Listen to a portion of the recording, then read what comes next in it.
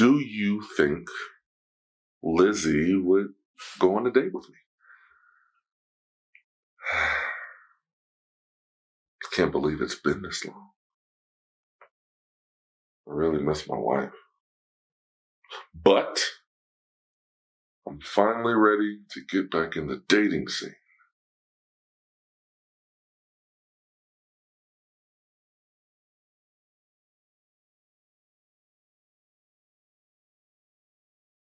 The shifters, or whatever the hell you want to call them, have been nothing but a nuisance to this city. People still think this is some big conspiracy. You're gonna make a difference in this world, I know it. With your experience and my gift, I think we can make a big difference. Maybe there's an answer to all of this out there. Something much deeper that I'm just not seeing. You wouldn't be nothing without me. You decided to run and hide.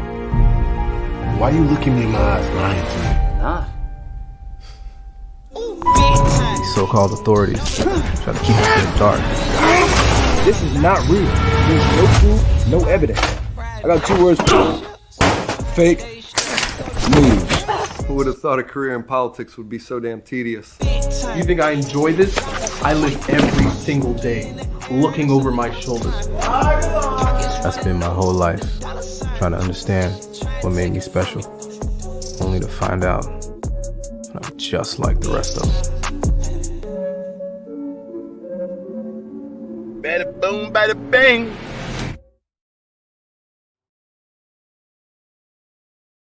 Don't you see?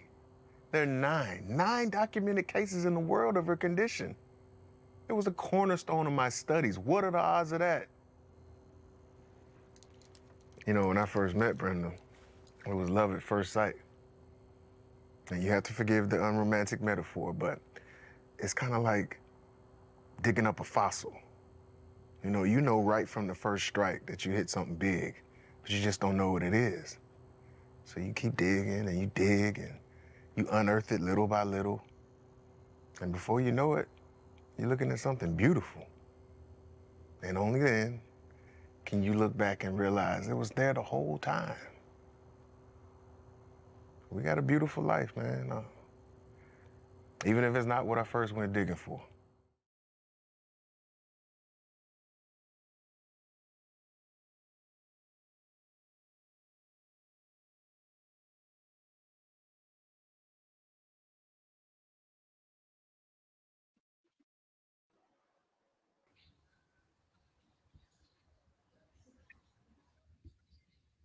All right. We are here. What's going on, y'all? Thank y'all for your patience. We had to, get the sponsorships in. You got to get the sponsorship promos in, you know what I'm saying? Yours truly is in the building, Essex O'Brien. I got my brother, FAMU Lee, Tight Mike Randolph in the building, and my other brother from another, Tokeo Johnson, aka TJ Johnson. And we got a little something to talk about, man. I mean, interviewer around the world, and give credit where credit is due. My man Tokyo hit me up. He was like, "Man, what you think about this guy? What is I got a little plug in my ear that I've been dying to share with the world. So if you got the time, you got the place, man, we can go ahead and make this content because that's what this world is all about." So before we get right into it, if y'all are watching or if you haven't already done so, go ahead and share it. You know what I mean? We're on YouTube, we're on Facebook. Go ahead and share it so your friends and family can support, have a good laugh, have a good time for the next. I don't know. We'll have a good time. I ain't gonna put no clock on it for right now, but yeah, I'll open the floor for you, man, because it was your idea that got me to get off my ass. So, Well, first off, thanks for having me, man. I definitely appreciate it. I've definitely been a fan of the show, watching what you've had going on, man. So continuing to give both you brothers your flowers while you're here. But having seen the interview and now obviously looking at those numbers, the man was dropping some truth. Like the man was saying some stuff, and depending on what side you sit on, you either looked at him as being a truth teller or you looked at him as being a hater. And, so like I said, I had an interesting take, and I want to save all of it for a little bit later. But just looking at it, I was grateful for it. I'm glad I got to watch it. It was great entertainment. Like, just to sit down for it was 2 hours, and Three. right, and did not mind any of it. Yeah. Did not mind any of it. It's like, look, when I watched Django and you told me Django was 3 hours, I was like, oh, that was not 3 hours, baby. That was just a good movie. Yeah. So that Katt interview was just great content. But the one thing that I want to say right quick, everybody has a past. Yeah. Just own it for what it is, because there's always somebody out there that knows the truth. Yeah. So if you want to paint the past to be this beautiful thing, it's great for folks that don't know you, but there's always folks out there that know you. And that's what I think Katt had the opportunity to show. Like, look, everything isn't this glorious past has been made out to be. So, brothers, tell me your thoughts. Yeah. I'll chime in. The resident comedian in the conversation. Yeah, sir. And I'll reserve some of mine for later, but some of it I'm gonna let go right now. I ain't gonna hold back. I do think it was 80% truth and 20% embellishment, but that is the nature of a comedian. You're gonna make up bits and pieces of the story to make it more entertaining. When people start dropping receipts the second day, it's not that they defrauded anything that he said. It was just, hey, it didn't quite happen like that. But clearly there was something that happened. Clearly there's been a vendetta with Steve and Katt for quite some time. Him and Ricky and him and Kevin. And everybody's like, man, he coming at all the big names, but he's a big name and he's known them for over 20 years. So there's clearly history there, like my man T say. I have friends on both sides of the disagreement or agreement, if you will. And I just think that it was some truth being told. And as a fellow for 23 years trying to come up in this game, I do feel like, yes, there are some gatekeepers, but I do feel like if you play by the rules, you can make it eventually. So, yes, you can shortcut the system and do some strange things to get where you need to go, or you can wait and pay your dues and hopefully your opportunity comes. That's my take on it. But I'll save a little bit for later as to why all of that happened and who benefits from all of this. Yeah. Well, my initial reaction is, a couple of things. For one, I think the reaction that a lot of people had is only in the moment, when I think you really have to have the perspective of, like you say, Tyke, this is a 25, maybe going on 30-year career of things that he wanted to get off his chest. And I also have to look at the fact that the platform was different. This is Shannon Sharp, he's bringing the sports audience. He's bringing a whole nother audience. This is not just, us at radio stations, local radio stations talking. This was a national platform. And a lot of people don't realize he said a lot of these things before. And some of the people that he's spoken about have spoke on this before. So it just comes around to, a different thing of storytelling. It's just like you might retell a joke that you did 10, 15 years, but you might add some modern context to it. And that's what happened here. But the reaction and the viralness of it is what shocked me, because a lot of the things I had heard before. And so I'm like, well, damn, you didn't know that. Or maybe you forgot, you know what I mean?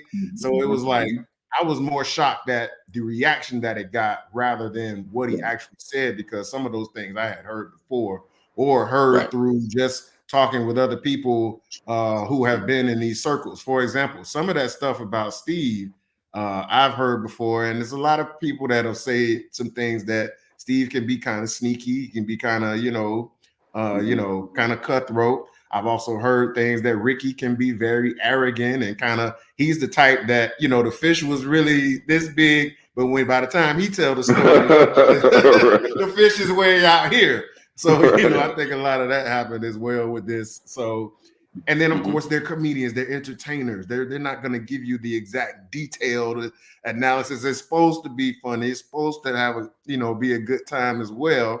And it's like you say, it's a competition as well. Like shots fired. Now what you gonna bring to me? And of course, he's on tour. That's the whole reason he was interviewing in the first place. He's promoting his concert series. That is matter of fact, he's gonna be in Orlando next month, I believe. So Yeah. that was the whole part of it. So it was fun. Like I said, I share a lot of y'all takes. It was fun. Yeah. It was a lot of truth, but also the embellishment that we all tend to do when we're telling stories and we're telling our own side of the story. We always gonna be the hero of our stories. So it was the perfect storm of things to come. So There you go. I will answer Tyke's question because you said who benefits from this, and speaking to your viralness point, Essex, who benefits? We do. We get to benefit because if you've ever been fortunate to go to a Katt performance, it's an amazing time. You're going to have a great time while you're there. And that interview was essentially a Katt Williams performance. That was stand up for him. So, and you're talking about the viralness. We're in the new year. It's 2024. Essentially, this episode of Club Shay Shay is Tiger King back when COVID happened. Because when Tiger King happened, everybody was talking about it because that's all you had. And right now, this episode is so new in 2024 that it's like this is the first thing. So when people are doing a recap of 2024 later on in like November, December, they're going to mention it and people will have forgotten that it happened. It happened so early in the year, but that's why it's taking off like wildfire like that. Yeah.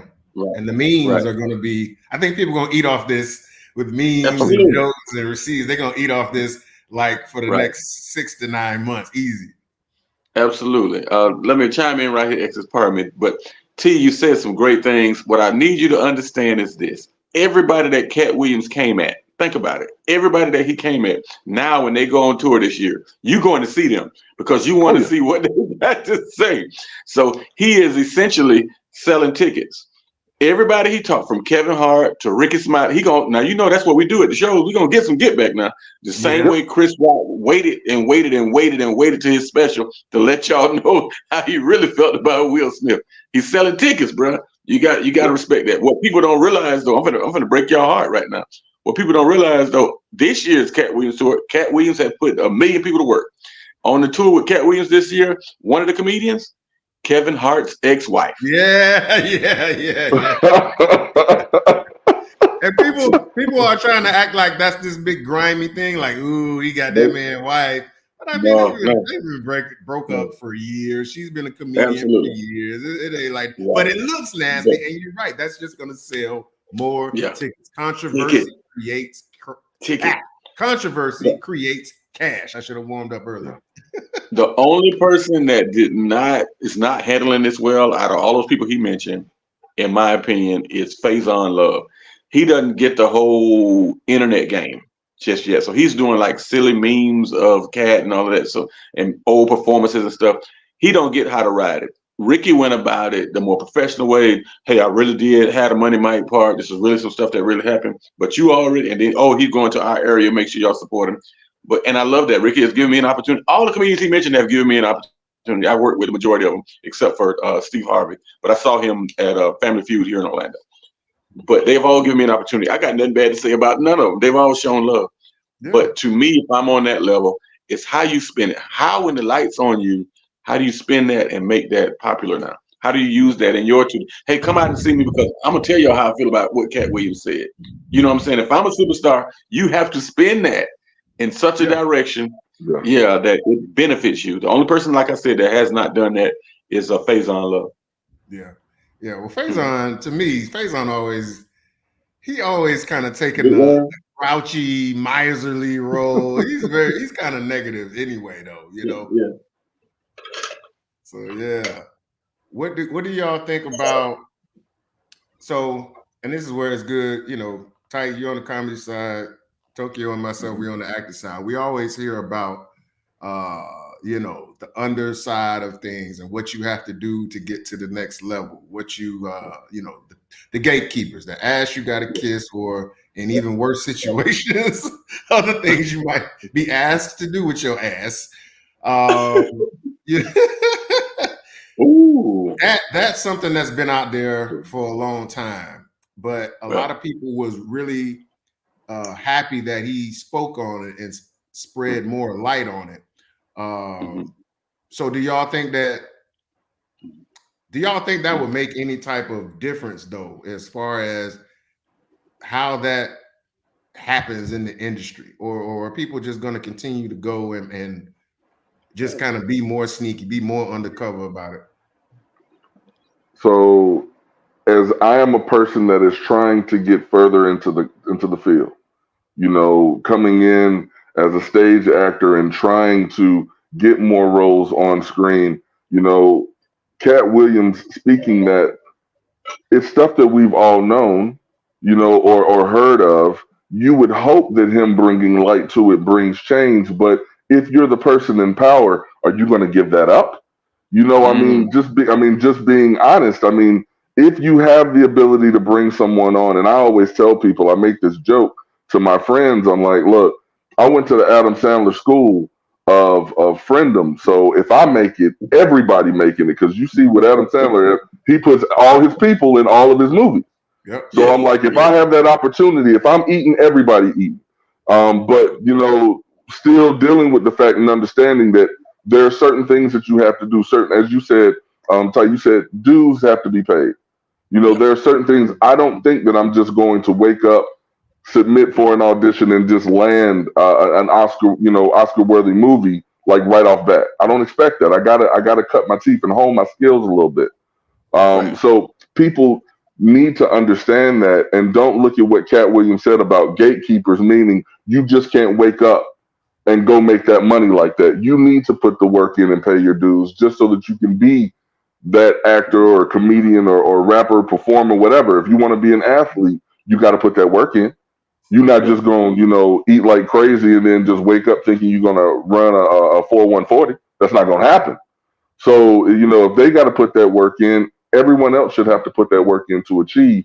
But what he said about gatekeeping, I mean, like I said, you hope that it brings light and makes the change so that more people get the opportunity to shine. But if you got the power, who's giving it up? Right. I totally agree with you, T.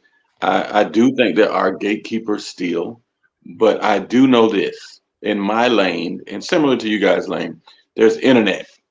There is the internet comedians that did not come through the clubs like we did, that did not go to open mic that we did. I'm sure it's actors that didn't go to acting class like y'all did, that didn't pay their dues, and all of a sudden they jump in the line.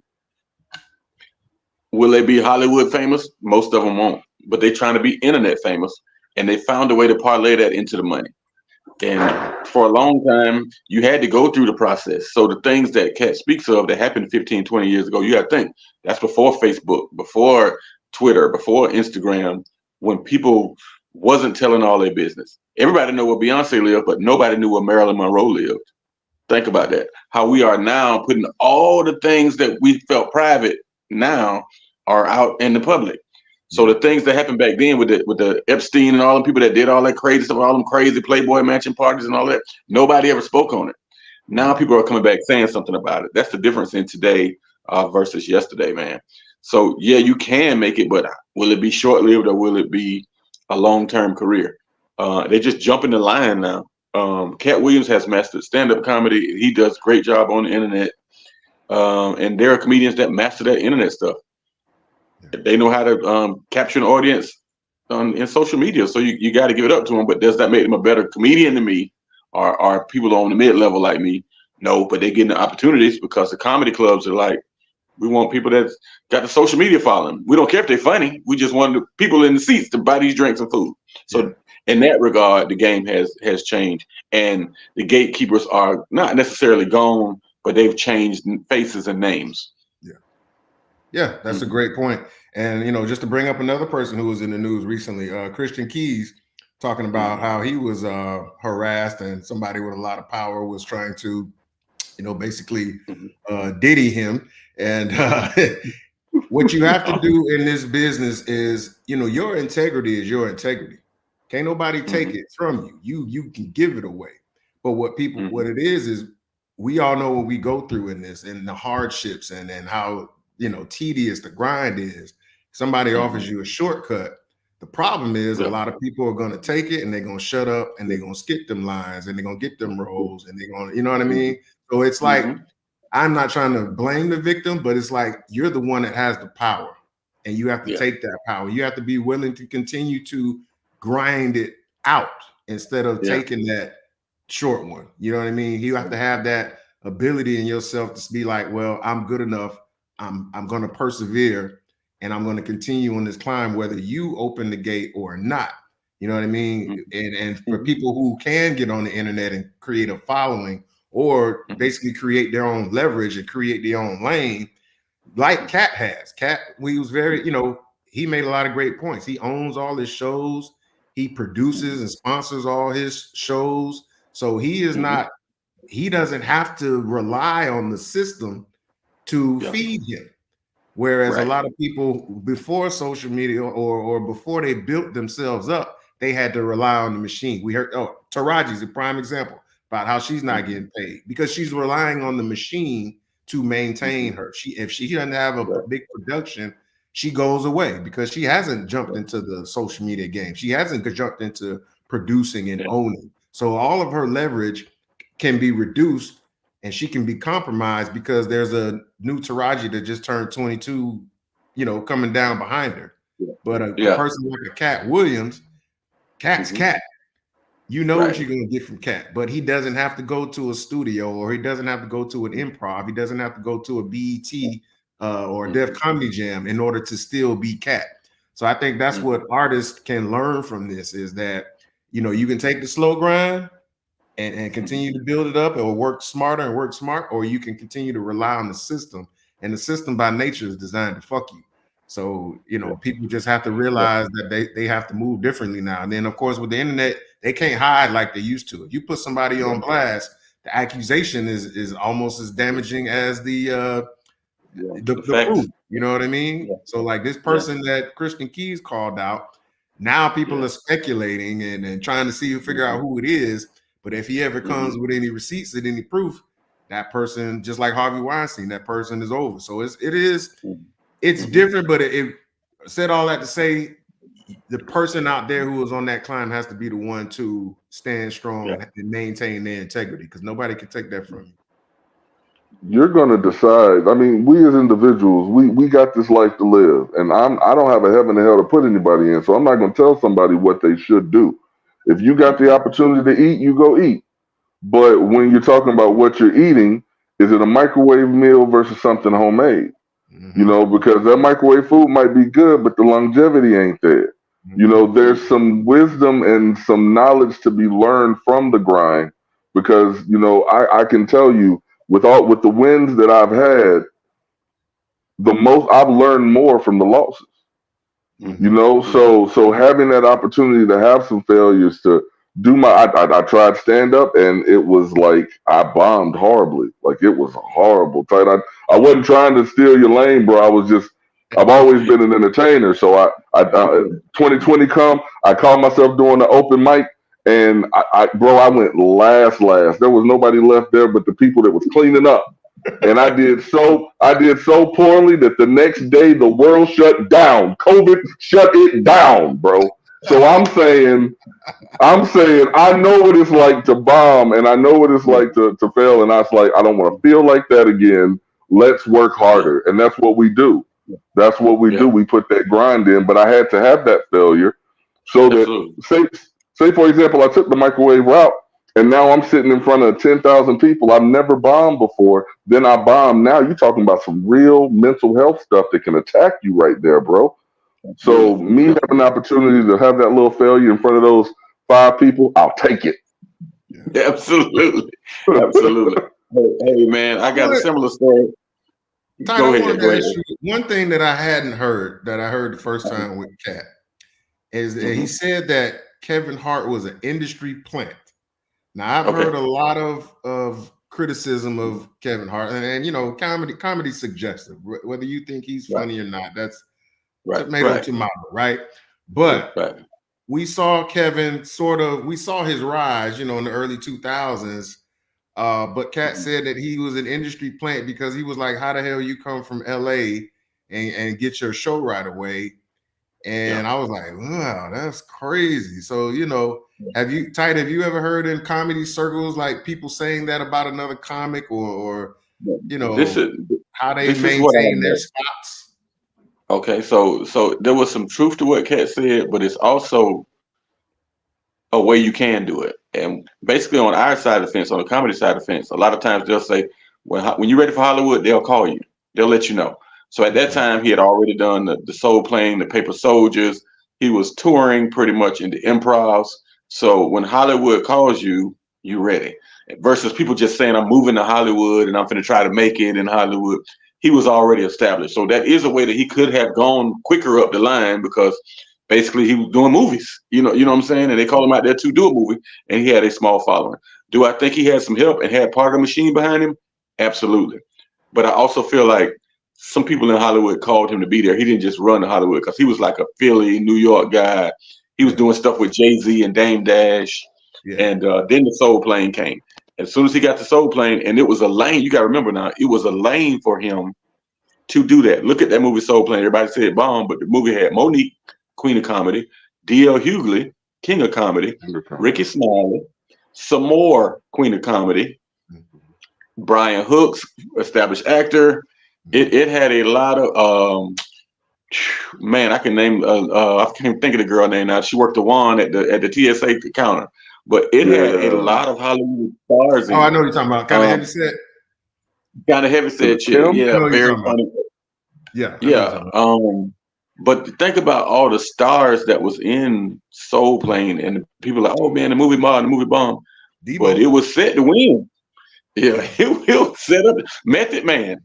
Yeah, Lonnie Love. Yeah, that's right, Lonnie Love. Yeah. Lonnie Love, that is her name. But if you look at that Soul Plane movie, it was star-studded. Urban-wise, it was star-studded.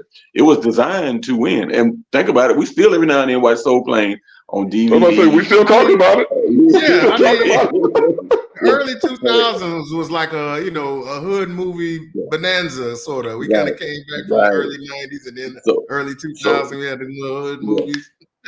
Yeah, so to answer your question, bro, I do think his rise was quick, but I do feel like he was called by Hollywood to come out there. And the next thing you know, Soul Plane, he just started. When I met him, he was touring. He had just did Soul Plane. He was touring improvs, and I was the host. So that's another system that they put you in, and now you get known around the country. It was at that time, I think, almost 40 comedy clubs with the Improv and Funny Bone name on them that he was traveling the country. That's one way to quickly get your name around the country is to tour the comedy clubs. And then, if you remember, I'm gonna put you up on game. If y'all don't remember this, he was in the NBA All-Star Weekend 3 or 4 times in a row. He was a celebrity ball player and all of that. So he was getting placed in front of thousands upon millions of people on an every 2 or 3 month basis. He was in movies. He started doing the smaller movies and getting the bigger roles, commercials, radio. They poured into Kevin Hart. They wholeheartedly ran with it. And what he did, which I admire, was the guys that he spent a lot of his time with. And when he got to LA, when he was doing open mics and stuff, he brought them along with him. So the Plastic Cup Boys, the guys that opened up for him, was his boys. The same way T said he gonna do, my whole crew gonna eat. But what I admire about him, he just didn't say, "Hey, you my opener." Hey, what's your idea? And from those ideas, we got Heartbeat. We got him when he bought the Jamie Foxx Foxhole stuff. We got the Real Husbands of Hollywood. And all of those ideas from Spank and Joey Wells and Naeem Lynn, the guys that open for him, all of those are stories and ideas from those guys. And Kevin said, I'll pour into you. And then he's always LOL Network. He's always starting something new to give other people opportunities. So he didn't just keep the money, almost a la 50 cents. Yeah. Put people on, created his own network and kept pushing. So yeah, he might have originally started out in the system, but he's definitely branching away, and they may still be business partners because it's all business. I thought Kevin maybe caught some unnecessary strays on that, and that's where we say 80% of it is true, 20% of it could have been just personal rivalry or just marketing for just taking shots. You know what I'm saying? Because you can't deny a person's work. That's one thing about this industry, and that's one thing I don't like about us in a way is like, okay, if a person gets to a certain level, it's like we automatically gotta take something from them. You know what I mean? We gotta accuse them of being in the Illuminati. We gotta, say that they sold out, did this, did that. But you can't deny a person's work. And that guy, he did put on a lot of grind. And his marketing, like you said, everything you said to me sound like marketing. He got in front of the right people. He wasn't an asshole. He shook the right hands. He made the right relationships.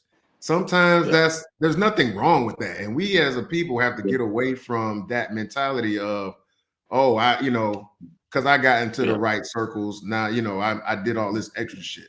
Sometimes that's what it takes. I know for me as an actor, like I had to get the right agents. And those agents had to put me in the right type of casting directors. Now I'm far from where I want to be, but the steps that I made, I had to make relationships and I had to earn people's trust so that they can put me in the right type of situation so that I can advance.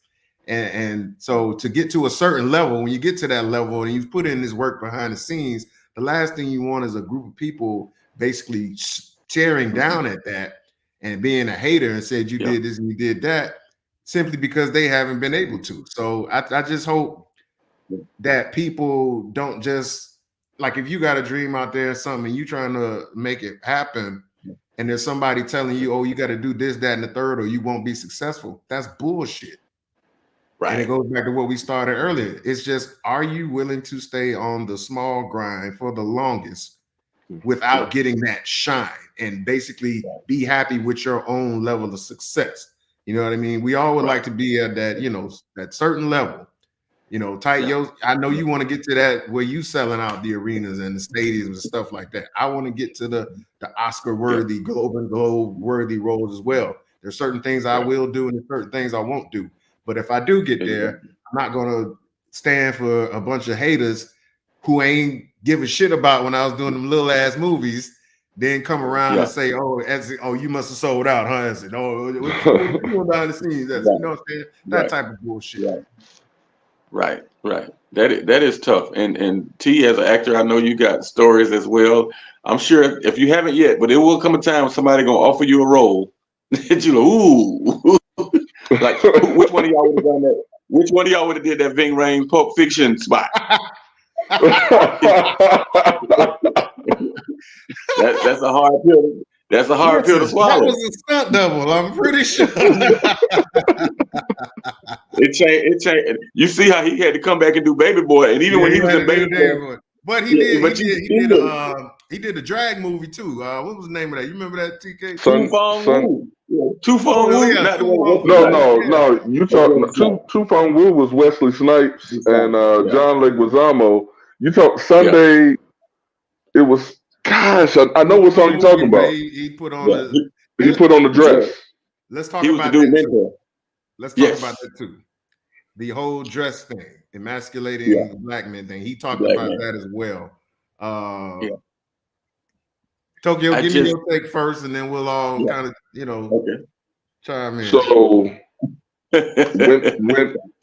when I was a child, I did childish things. So when I was in high school, they came to. You put on a dress, man. You put on a dress.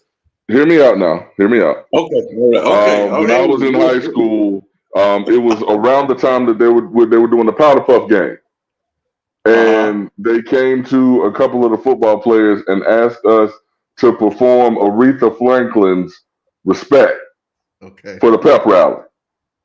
So. At that time, like I said, when I was a child, I did childish things. I put the dress on then. I put the dress on then. I was like 16 years old. Okay. So now, as I'm going into this, and this is my craft, this is what I'm trying to do as a profession. Right. That's a line I wouldn't cross again. Because I've grown and I know what that means, and I know that if you're telling me the only way I can make it is to put a dress on, then it's not for me. No. But the thing, but there's so many other opportunities, so many other ways for me to be able to get my work out and share my talent with the world. So I don't necessarily have to go that way. If you're saying that east is the way that you want me to go, and I have to put on a dress to go east, then maybe I'm meant to go north. You're not stopping my progression. It's just not going that way. So that's where I'm at now on it. Tight. I never wore a dress, bro. But I was a basketball team, so we ain't had a powder puff football, so it was all right. But I can tell y'all this. I toured for 2 years with Benji Brown, who has an outstanding character named Kiki. But in the 2 years that I toured with Benji, he never put on a dress on stage. all I've ever seen him do was put on a wig, and that wasn't even on stage. That was on the internet. And he's made that one of the most popular characters in the country.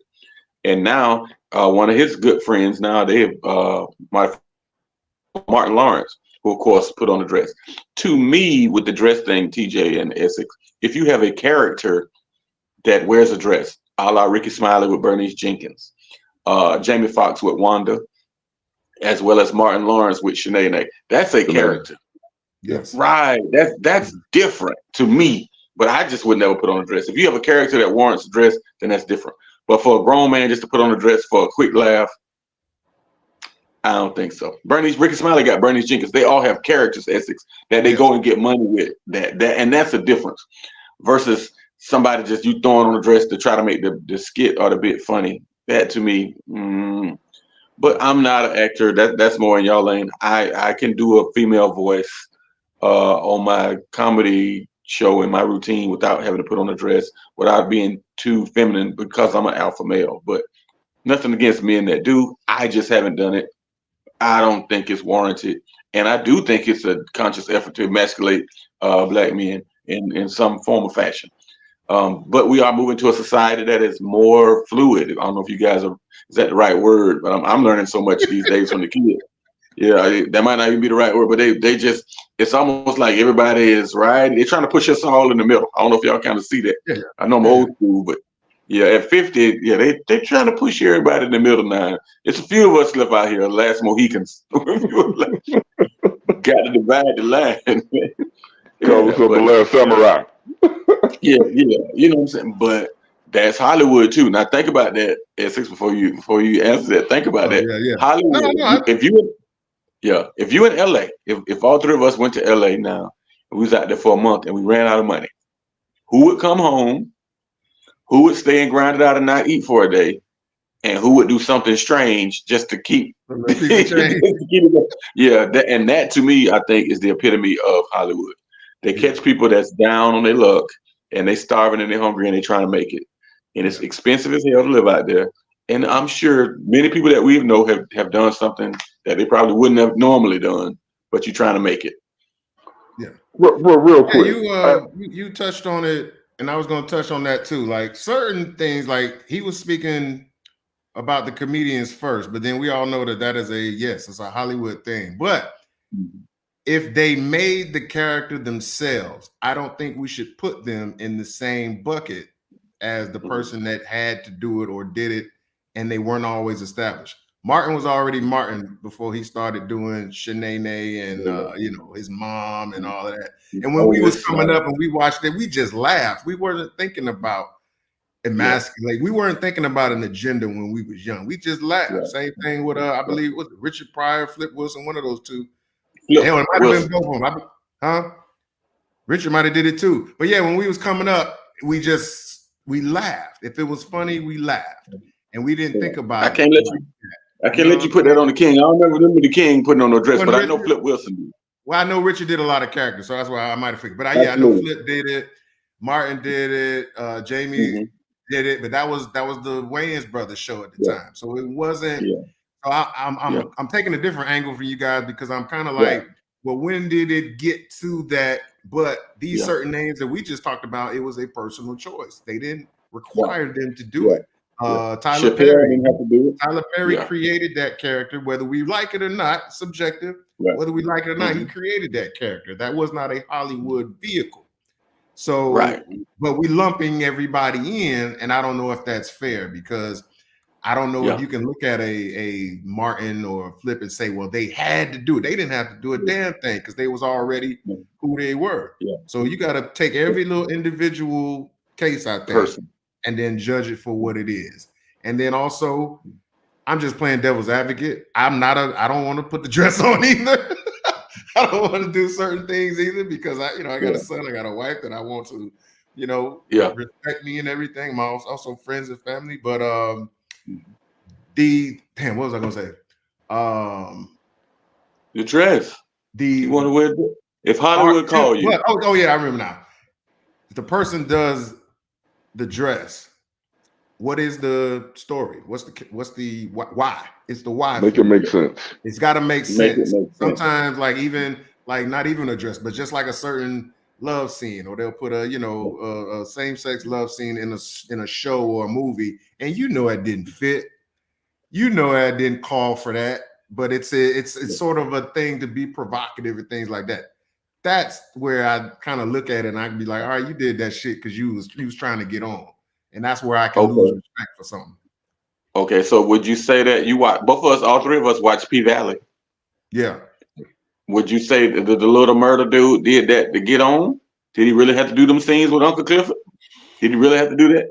Because it's called P-Valley. That's what got us all in the beginning. We was all there to watch P-Valley, and they said it was a strip club, and we was on it. And don't get me wrong, I will give P-Valley this much credit. As much as they have heterosexual stuff, they have strippers messing with the security man. They do have the gay stuff too. And nothing against nobody that's gay that's on here watching.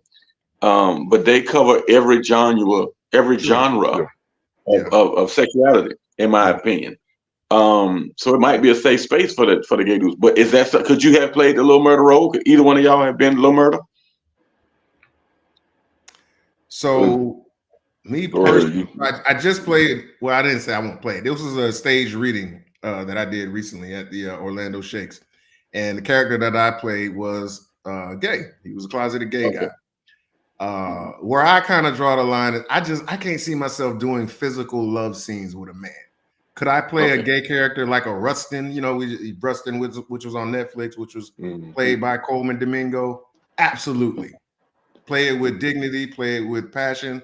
Could I do that? Yeah. But when it comes to like the blatant, like physical contact, explicit love scenes, that's where I couldn't really do it, just because I don't think I could do it justice, one. And then number two, like, I don't know if I want that image out there forever of me for the brand the way I see myself going forward. So nothing against it. It's the sex scenes for me. I don't know if I could get to that point the way he was doing it. Now, I will say this, the guy in P-Valley, he's a hell of an actor. Hell of an actor. But that's what popped him off. Like, that show is taking him now to where we can see more of his work. And he definitely has a tremendous amount of talent. So I can't really judge, man, because, and he's married, got kids. I know sometimes in these days that don't matter. But he said he and his wife sat down and they talked about it, and she supported it. And they said it wasn't like he was signing up to do it, like raring to go to do it, but he had to make a conscious decision, like, damn, this could be it for me. And I understand that as an actor, because it's like sometimes we live and die by one role to the next. Every role you take could be your last one. So it's like, I can't judge. I can't sit here and negatively judging, but I just know for me it would be extremely difficult. I don't think I could do it. The TJ, sex you think you play a gay character, but the sex scenes, I don't know. Sex scene. So TJ, how about it's got to make sense. It's got to make sense. I'm not going to go, all in on some scene just because you want to put an R rating on something. Like I need for it to make sense, because when it comes down to, I look at this as art. I'm putting some work in to create a visual story, and all of the stories are not going to be heterosexual. There are stories of homosexuality and other things that need to be told, and they're beautiful stories. So if someone sees me and says, TJ, I want to cast you because I feel like you can do this role, if I read it and it makes sense to me and my people, then, I'm going to go and I'm going to put my best foot forward, because when you look at that, you're not looking at TJ. Right. You're looking at who I'm playing. And I want to make that role as authentic as possible, so that no one who's known me for however many years can look at that and be like, oh man, that's just TJ. Nah, I am trying to put something else to it. And with regards to the physicality, it has to make sense. It has to make sense. Because again, if it doesn't make sense, then I can't get into it. But just to play a gay guy, that's nothing. That's nothing, because you don't know a person is gay until you get between the sheets. Yeah, I got you. So there you go. I will say this. Thank you, TJ, and thank you, Essex. Some of my most entertaining crowds have been people of alternative lifestyle. My buddy, rest in peace, DJ Sexwell, used to DJ every Tuesday night at a place here in Orlando. It used to be called the Parliament House, and he would You know brag. they tore that down. Yes, they did. Down? Yes, I drove by there do. a month or so ago, and it was like what? Like I had never Yeah. been in there, but I knew of it. Yeah. Heard so much about But it. And we all used to tease him, and he said, "Tight, if you ever went with me, and I know with a name like Tight Mike, you think I would have been no." But he is the one that opened my eyes to it, and I got to give him credit. The crowds are so receptive; they laughing, they just there to have fun. And so he would DJ, and he's like, "Man, this is how I break records. This is how I know if a record gonna be good. If I can get this particular audience to dance to this stuff, I know that was a good mix. I know that's a good song because they give me a true, authentic vibe." And I was like, "Wow, that's good." Now, probably once every couple months, I perform at a place that I know, and it's mostly ladies that like ladies, which I admire too. The audience is majority lesbians or bisexual women. But they give me an honest response. When I want to try out my new jokes, I go to this particular place. I won't say the name right now in Central Florida because I don't want to mess up the lady night. It goes very well. But it is a great time. And then I got knowledge on, some people just don't have knowledge about the alternative lifestyle people. I get knowledge. And then that way I can speak authentically and knowledgeably when I'm telling jokes about that particular genre. Yeah. I love it. That's what's up. But no, I probably wouldn't wear a dress. To go back to the original question. Yeah, I mean, you don't need to. Comedy. Movies. Y'all ain't. But that's good. But yeah, I just think people need to make that distinction between I had to do it versus I did it because it's mine and it's my character and it was funny as hell or it told a story and something like that. So yeah, I think we put too much on each other sometimes, man. Like this shit is hard. Like absolutely. Everybody, like I say, like we said earlier, your integrity is your integrity. If you can sleep with yourself at night and you can feel good about the way you got your success, that's what it is. And everybody else gonna have to make their own choices and their own decisions. I don't think you should go through your whole career wondering what the hood is gonna say about me or what the community is gonna say about me because shit, if you they'll chew you up and spit you out if you don't goddamn get no success on you. So it's like maybe we shouldn't be so hard on each other about that. That's all I'm saying. Yeah. Real world, and go ahead. Go ahead, brother. Go ahead, T. I got you. No, I wish that we could, and you said that, Essex, and I appreciate you for saying that. I wish we could take this as a moment to say, let's get out of that crab in the barrel mentality. Yeah. And ripping each other down because we sit there. If you do everything right, they'll say, oh, you don't give back enough. You don't spend enough time at home.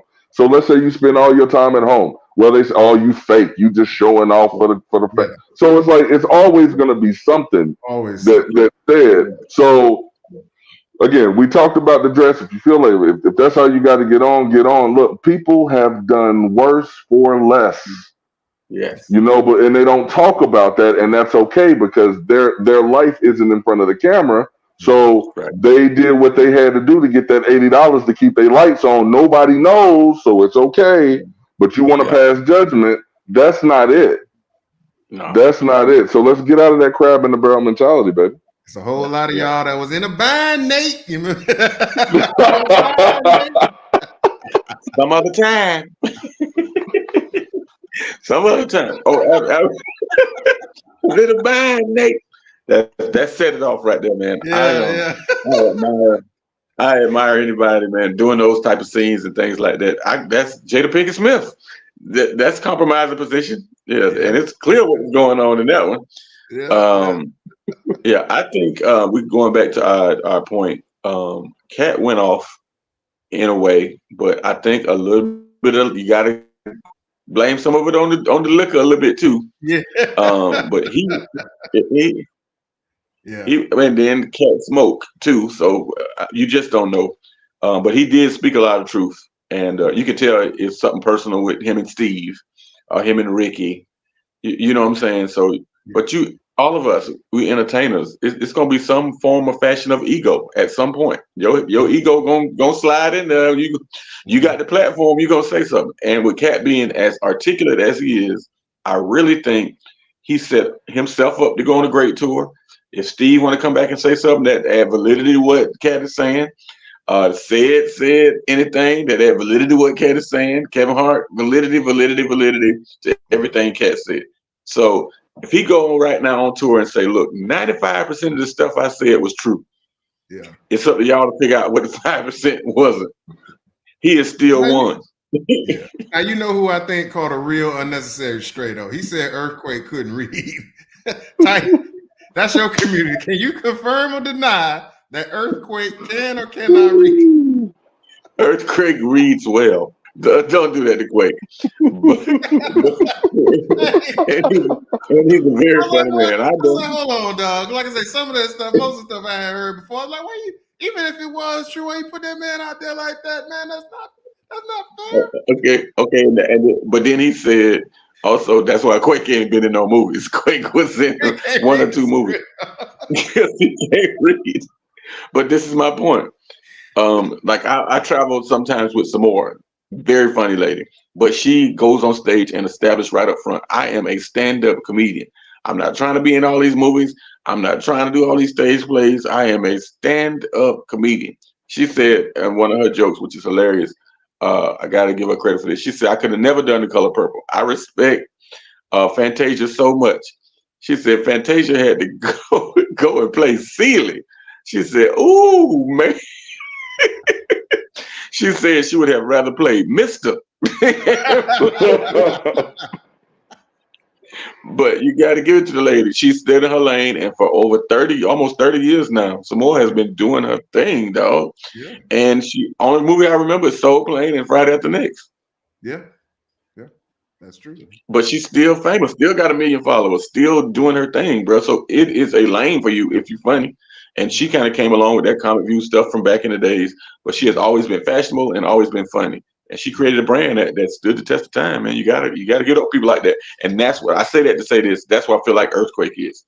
Earthquake is a known stand-up comedian, and that's all he ever wanted to do. And that's what he does. And at one point in time, I think Earthquake, for him to leave his house, it had to be $15,000. And that's 20 years ago. So awesome. If he sustained through COVID and all of that, like, it is money to be made in stand-up, yes. But if you can get an acting role or something like that, that might be not necessarily easier, but it's something different, and you can add that to your resume. Yeah, absolutely. Well, as we start to kind of go around third here, TJ, did we get your take overall of the things that you wanted to say about that, or did we have anything left? To put a bow on it, right? Okay. Product of the 80s, product of the 90s, there was something called the dozens. Yeah. You sit there and you cracking on each other. That's what you do. Essentially, that's what we got from Katt. You talk about what you call it, battle rap. You know, Drake dropping back to back. You know, you hit a record, you listen to the liners in it, and then you wait for the response. Essentially, what Katt Williams just did was lay down a freestyle, ripping everybody. Yeah. So now, what's your response? Yeah. Right. There you go. That's smart. And we will, like you said earlier, we will all win because we'll all be laughing. We'll all be holding our chests, clutching our pearls, and waiting for the next bomb to drop. Matter of fact, he did another interview with Willie D today. Which again, platform matters. People aren't really talking so much about the Willie D interview as much as they did Shannon Sharp, because Shannon Sharp has a huge platform. So we'll see if anything else comes out of that. It might have been too soon to go back and do a follow-up. He didn't really let it breathe enough, you know. But yeah, he's got another interview out there that I heard he putting some more whoop on people. So we'll see how that one goes. But we got Ty, you got anything else? We're gonna close out just promoting y'all stuff again and making sure everybody know what's up. But if you got anything to put a bow on the Katt Williams debate, floor is yours. No, I think I love that he went at him. Like you said, if you go back at Katt, it's almost, and I hate to say this, it's the Donald Trump theory of doing things. I'm gonna shoot everybody and see what stick. And as long as they say Trump said, Trump said, Trump said, Katt said, Katt said, Katt said, it's gonna continue to sell tickets. It's a strategic move, and I admire it. And the fact that it had some validity to the majority of it makes you respect Katt even more. You know what I'm saying? And you can say, well, Hollywood didn't accept him, but is it about the money or is it about the fame? Yeah. You know what I'm saying? He might not have an Oscar and all of that stuff, but I think he got a couple of BET awards, or you know what I'm saying, hip hop award. He got the awards he wanted from the community. You know what I'm saying? Yeah. And he still got the money. And it promoted some of his other stuff. So he made the joke about said not being on Netflix or Tubi, and then Tubi's response was they put everybody's movies and shows and called it comedy beef in the category. And so now everybody's gonna kind of go back and look at everybody's stuff. So he's done a lot of help for the people. Oh yeah. So if you turn it and spin it right, it can propel you. It can make you hot again. It can make you, make you relevant. Add some viewers, add some likes. If you're doing it right. Yes, sir. Yes, sir. Yeah. Yeah. All right. Well, you got some important business to attend to, brother. So I'm gonna let you go ahead and I'm gonna put this up right quick. Let everybody see it. Read it real. Oh no, hit the red. He read it real quick. And there you go, man. Definitely. This is the first. Tell him. Absolutely. This is the first TV taping. We're going to tape every other weekend, every other Tuesday in January and in February with some hot comedians from across the country. This is my first television hosting spot. So I tried to bring in, and my friend Jamison, of course, Mike Hurley, we try to bring in comedians from across the country that some of them you will know. Some of them are legitimately famous.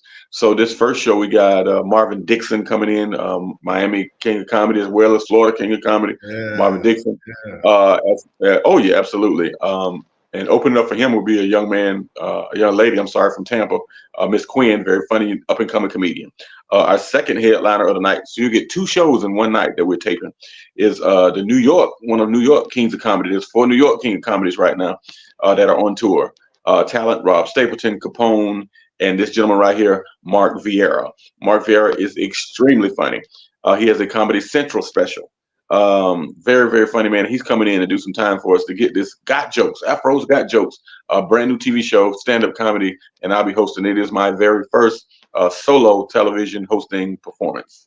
I'm excited. We're going to tape it each and every Tuesday. It'll air on Saturday nights on Afrotainment, Comcast Xfinity Channel 1623. Or if you have a Roku app, Afro TV Live on your Roku devices. Definitely, man, excited. Get your tickets now. They're free, of course, at gotjokes.tv. Come on out each and every Tuesday. Every other Tuesday starting next week. So the 16th, the 30th, and then, of course, we're going to the 13th next month, and then the 27th again. We love and appreciate y'all, man. You can look at my page, The Type Mike Show, and you'll see all this information right there. Thank you so much, Essex, for this time. I've had fun with you guys. Hey, no problem, brother. It's always a pleasure. I knew you'd be the perfect balance for doing this right here. TJ, my man, I posted this earlier. You want to tell us a little bit about it? Absolutely, man. Thanks again for having me, brother. My Darling Lizzie. It's a short film that I wrote and starred in that's going to be premiering February 15th at a film festival down in Marietta, Georgia. So super excited about that. Also got some local stuff. Going to be doing some stage stuff, playing Dr. Holiday and a Black History festival coming up for the African American History Theater here where I live in North Carolina. And then the film that I hope my scene remains in, Summer Camp, starring Kathy Bates, Alfred Woodard, and Diane Keaton. I hope that, that actually comes out. Telling me about the other day? Yeah, man. Well, no. That was a different one. It was in it, boy. God No, damn. it was. That's a different one. That's a different one. But yeah, Summer Camp does come out this year. It's actually going to the AFM Film Festival, I believe, next month. So it's going to get a nationwide release sometime in 2024. So super excited for that, man. Again, bro, I'm glad that we were able to link on this. Type Mike, we got to follow each other, man, because I want to keep up with you, man. Whenever I get down to Florida, I want to fellowship with everybody, man. We having a party. Hey, man, absolutely, bro. Absolutely. I come to Georgia quite a bit too, so we'll definitely link up. I forgot to mention, March 23rd. I'm sorry, Essex. I'm hosting the music fest with Taisha Williams and Marvin Dixon and Rod Z. The Music Festival Orlando, man. I'm Keith Sweat, Tank, just added today, Music Soul Child, Sunshine Anderson, Trick Daddy Trina, and JT Money. Oh The man, Orlando. hey, I got to get backstage then. We got You to don't know nothing. JT Money is one of my heroes, man. I gotta meet JT Money. If you know, you JT, know. if you know, then you know. You know what I'm saying? Right. Absolutely. JT Money was all of our spiritual advisor growing up. He taught us so much about the ladies that we didn't know as teenagers. We learned so much from JT Money. So that's March 23rd. But thank you so much, man. I apologize. I would be remiss if I didn't mention that, man. Oh yeah. TJ, I got you, brother. I got Absolutely. you. And we'll have to probably do another show and talk about that again and just get that out Absolutely. there. So yeah, man, I had a great time with y'all, man. Appreciate everything.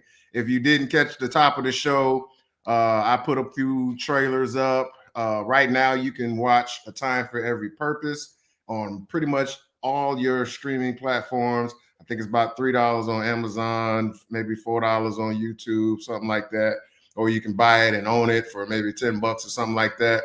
Really proud of that role. That was this. I should do it. Don't you see? There are nine documents. Yeah, I ain't gonna play the whole thing, but that's what that was for. Idelon, I hope I'm pronouncing it right. Idelon, which is an action-packed sort of a thriller that I got a small supporting role that's coming out shortly. So stay tuned to everything on this channel, whether it's YouTube, Facebook. Stay tuned. I got a lot popping off for y'all. My commercials popping off. I forgot to load that up, but that's fine.